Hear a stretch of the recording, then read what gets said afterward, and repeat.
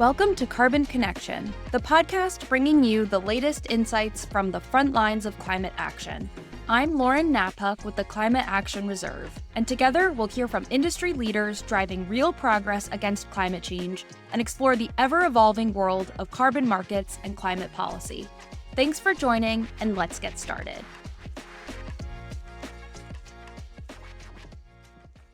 Hi, everyone, and welcome to another episode of Carbon Connection. I'm excited to be joined today by not one, but two of my esteemed colleagues from the Climate Action Reserve, McKenzie Smith, Associate Director, and Alison Nord, Manager.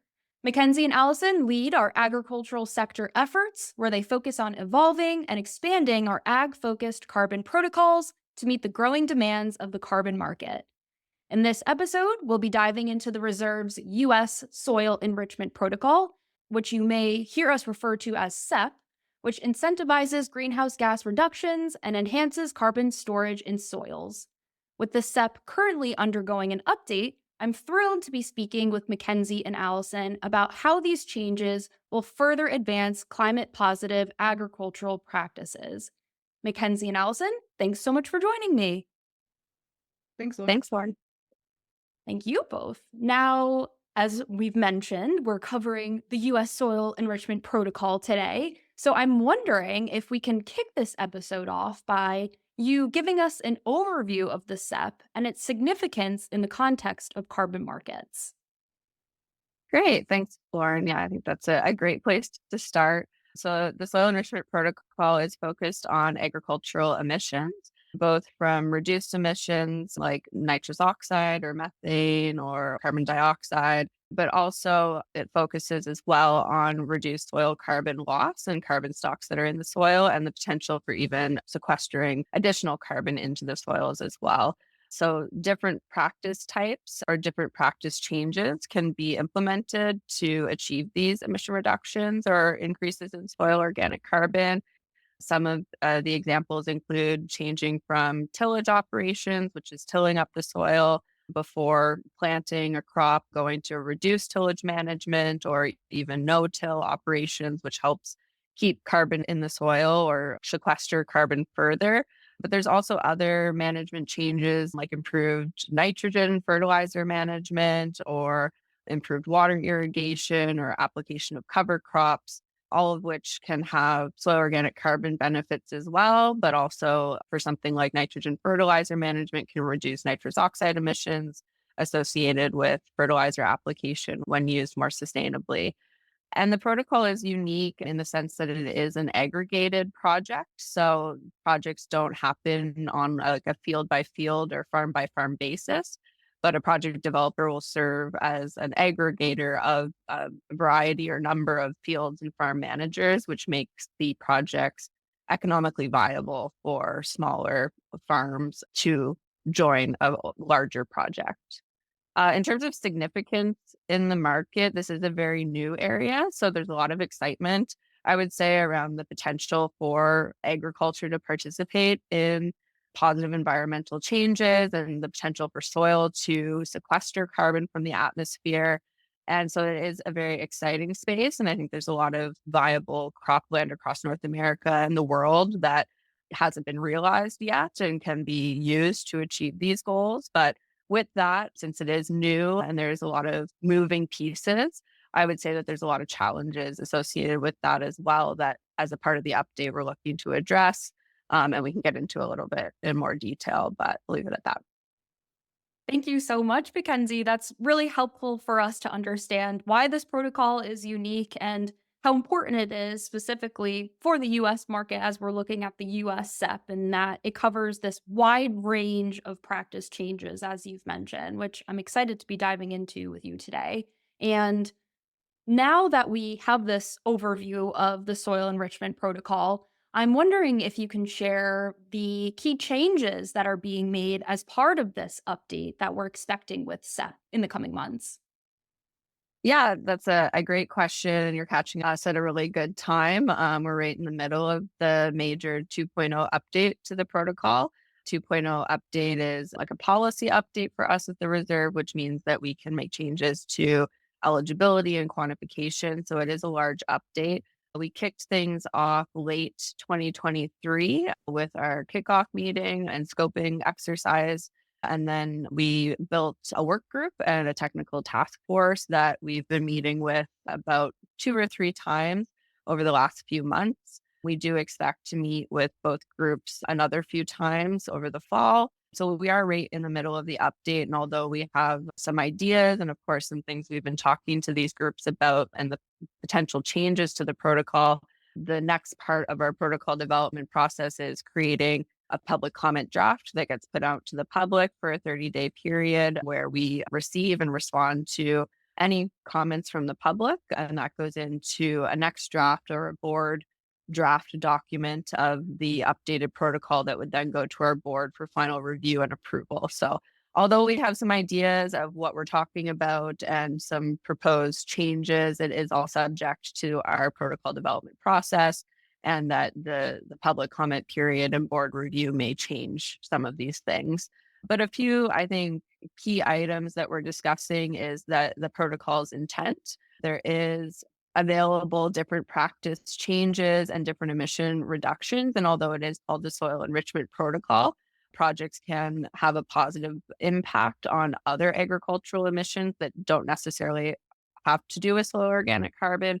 Notably, this could be nitrous oxide emissions from fertilizer use or reduced methane and nitrous oxide from, say, water management in a rice crop.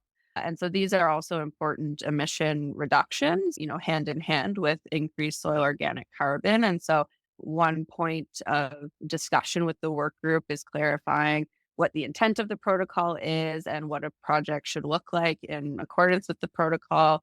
We're also heavily looking at the quantification and modeling guidance, which Alison will get into in a little bit more detail. But we're working with the technical task force to ensure that the models that are being used according to our guidance, and that if any technologies or improved quantification is available, that that's brought into the update as well. We also have the potential for including cumulative accounting, which is a potential improvement to the accounting structure of the protocol, as well as a variety of improved administrative processes, I would say. Since it is a unique protocol, it's aggregated. There are field, start dates and timelines and cultivation cycles that there are a number of areas we can improve the administrative process for the protocol as well. Thank you so much, McKenzie. That's not only helpful for us to understand these different pieces that are going into updating the protocol, but you've also given us a really fantastic overview of our multi-stakeholder work group process and how we develop and update our protocols, because at the Reserve, it's not a closed book. We welcome ideas and innovations from external actors to only improve ourselves, including the intent of this protocol, quantification, modeling, all of these different pieces that are important for creating these carbon projects. So thank you for walking us through that. And now that we know some of these things that are going into the updates, I'm wondering if you can walk us through what prompted the updates themselves and what specific challenges or opportunities we're hoping to address by including them in the update. Thanks. Yeah, I think that the main motivator of the update is lessons learned with different project developers and projects. I would say since this is a new protocol, really a first of its kind, that it was written obviously with the best intent, but from theory. And so when putting that protocol and the requirements or the administration of it into practice, there's just understandably a series of lessons learned or improvements, guidance that's been issued, clarifications that we want to ensure are included in the protocol and updated accordingly. So those range from, again, like administrative guidance as to how to, for example, submit fields on time to the registry, which is different from other protocols, start dates, but it also goes into more technical or nuanced discussions around quantification exercises and maybe something that needs to be evolved or addressed. And so it's a number of those things that primarily kicked off the update, but there's also quickly evolving science in this space. I think both from a soil science perspective and soil sampling, there's things like spectroscopy that are out there to sample soils Is that something that we can include in the protocol as a question? There's a number of different models that are being used or evolved at scale. And so discussions around use of those models or differences or lessons from that we need to incorporate. So I'd say new technologies and evolving science are also supporting the update or kicking things off. And I think the goal in terms of what kind of challenges and opportunities this would address, I think that we're hoping with the update that it would streamline project developers' processes to accessing these types of projects. If there are administrative challenges or if there are new technologies out there that can make projects easier to implement, I think we want to include those so that it is more accessible to more people and then scales the projects and the number of projects and the number of acres involved. That's fantastic. Thank you, McKenzie. And you've really helped us understand why this is such a thorough process and that we're looking at not just the administrative side of updating this protocol, but of course the technical side, and that there are lots of rising innovations and continuous improvement processes that are going in and being thought about as we're updating the soil enrichment protocol, which is, as you mentioned, helping to scale projects and get more actors involved with our protocol. So, all critical pieces in working with the carbon market as well as our own SEP. So, thank you for that.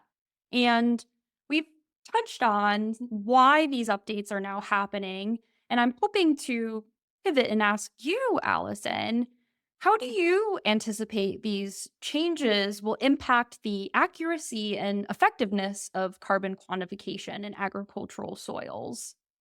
Yeah, thanks, Lauren. And I think with that, the first thing is definitely emphasizing what Mackenzie briefly mentioned earlier, in that this protocol heavily depends on biogeochemical models for its quantification, not just for soil carbon, but we're also seeing that in nitrous oxide emissions and methane as well. And so, with that in mind, we're definitely putting a lot of effort into bringing together, like Mackenzie mentioned, our technical task force, which involves a lot of experts who are both modelers, soil scientists, and really bringing academics and practitioners together to try to understand how we can apply the science and knowledge that's been put out there in these measurements and apply it to carbon accounting. And so, with that, I think we talk a lot about uncertainty with these things and these measurements. And so, a lot of what we're getting at is trying to push that reduction in uncertainty and trying to improve the model outputs so that we're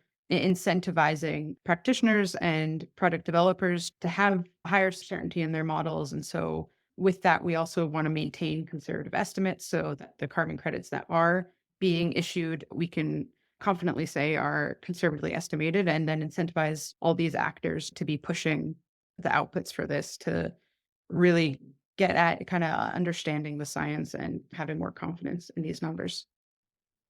Thank you, Allison. That's extremely helpful as this is a technical forward protocol that we're working with. And there are a lot of fantastic minds at play coming together to help us improve and bring their expertise to incentivize new ways of looking at modeling for this protocol. And I think it's also interesting because some of our protocols, you might just think of carbon in itself, but you're mentioning nitrous oxide and methane. There's a lot at play here. So it's important that we get everybody in the room to really make sure that we're doing this efficiently, but also conservatively, as you've mentioned.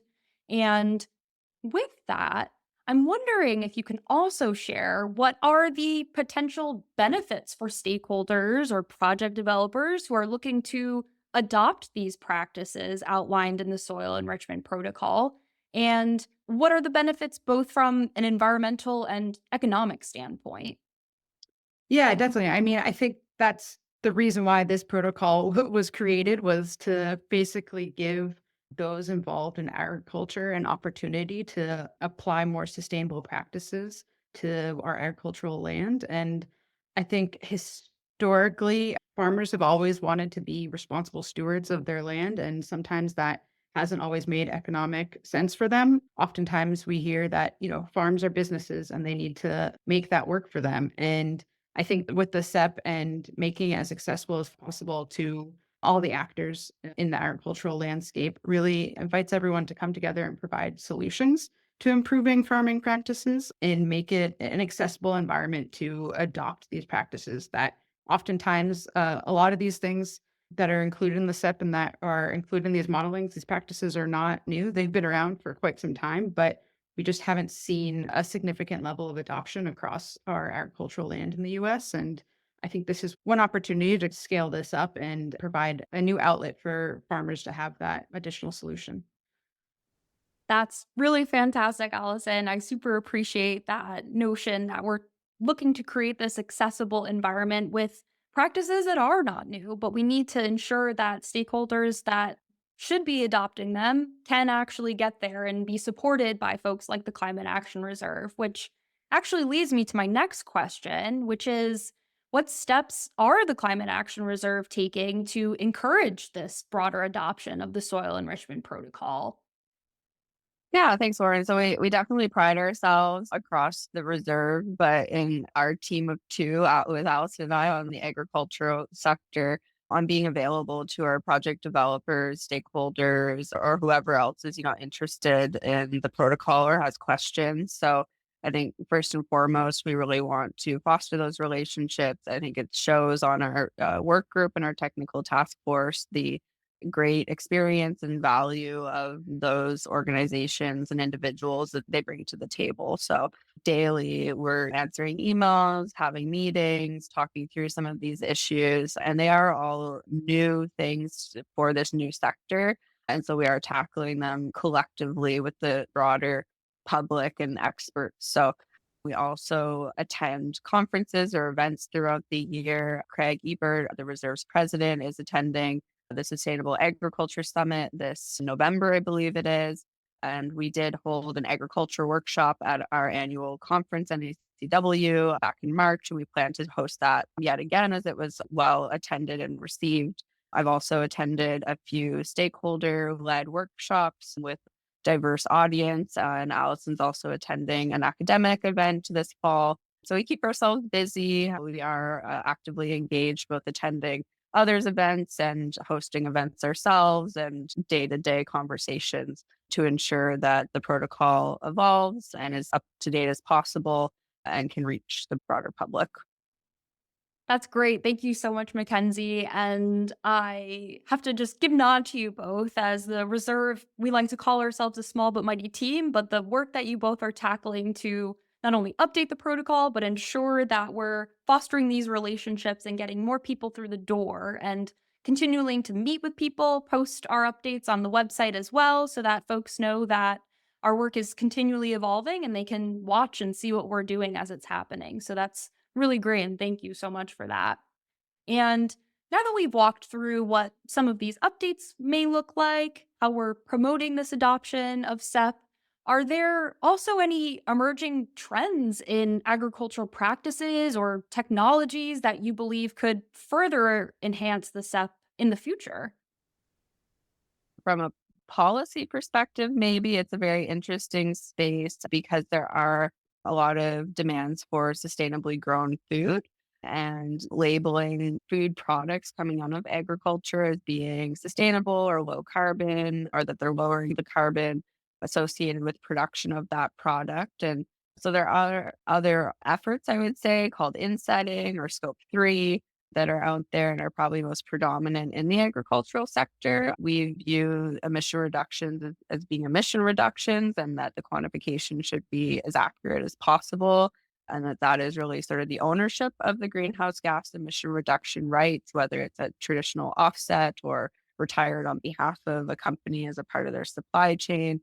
And so I'd say from a policy perspective, that's an interesting motivator that potentially food companies and consumers would be looking for these emission reductions and or claims and motivating it through supply chains and how that will interact with the traditional voluntary carbon market.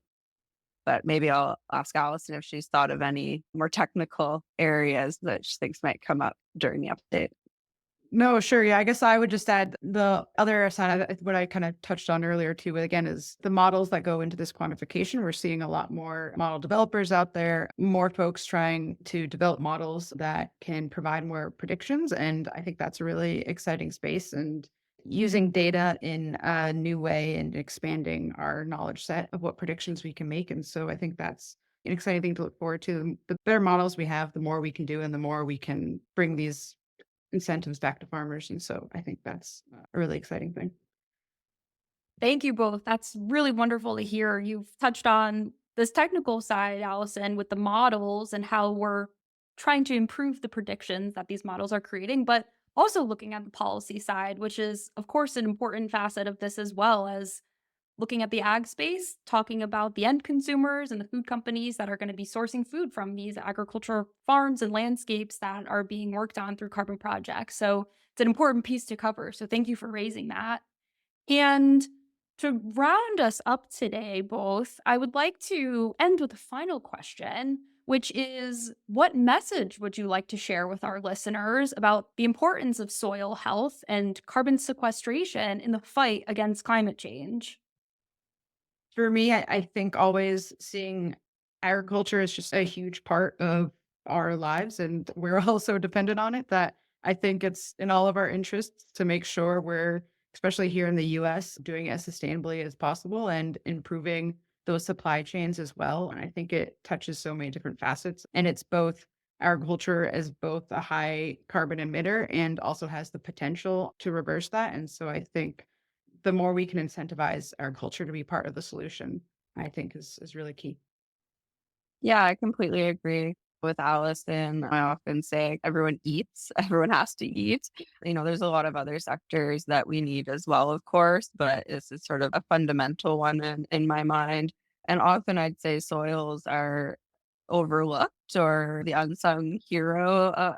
And at times and from an environmental standpoint, talk a lot about air quality or air pollutants and water quality and water pollutants, but the world is also made up of soils. And so I think it's an important part that isn't always top of mind, but it is key.